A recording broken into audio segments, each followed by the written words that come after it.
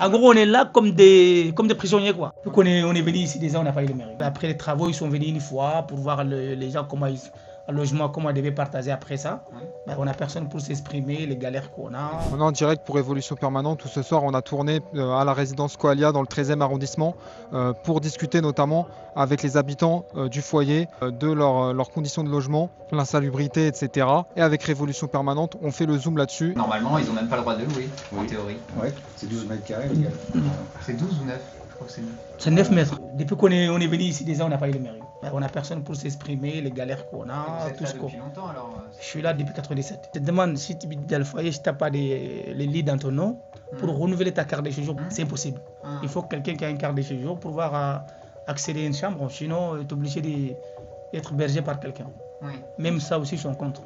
Donc si t'as pas de papier, eh ben, En gros, tu dois te débrouiller pour être voilà, hébergé, avec le risque d'être dehors. Tu dors dans la rue, même si tu travailles. Depuis qu'on est venu ici, déjà, on n'a pas eu le mérite. Après les travaux, ils sont venus une fois pour voir les gens, un logement, comment on devait partager après ça. Ben, on n'a personne pour s'exprimer, les galères qu'on a. On a vu dans la chambre d'en bas, il y avait des cafards qui se promenaient. Mais là, il y en a plein. C'est toi-même qui fais l'entretien. Le jardin qui est juste en face, avant, on utilisait beaucoup. Pendant l'été, les gens ils s'assoient là-bas.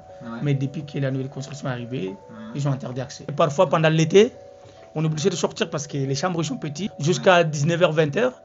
Non, c'est interdit parce qu'on fait des bruits, on dérange les autres. Et les autres, j'appelle la police. C'est la police municipale qui vient. On est là comme des prisonniers. On n'a pas droit à l'activité qu'on avait avant. Et des fois, devant la porte aussi, les grands hôtels qui est là, chez les jeunes, parce qu'ils ont des clients, ben, ils ne veulent pas consommer. Même passer pour aller à la salle de prière, on sort dehors carrément. La salle de prière se trouve juste en face de l'hôtel. Et quand on sort, quelque temps, on va se mettre devant la porte, entre nous pour discuter quelque temps.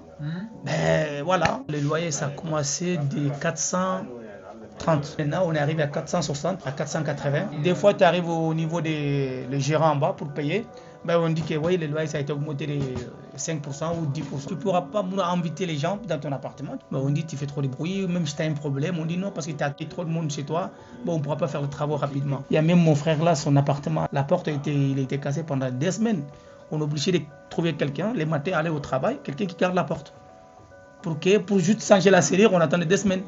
Si tu es révolté par cette situation et que tu as envie de te battre pour des logements dignes, alors rejoins la campagne de Révolution Permanente dans le 13e arrondissement et viens à notre réunion publique qui se tiendra ce samedi 21 janvier à 18h30 au Digital Village.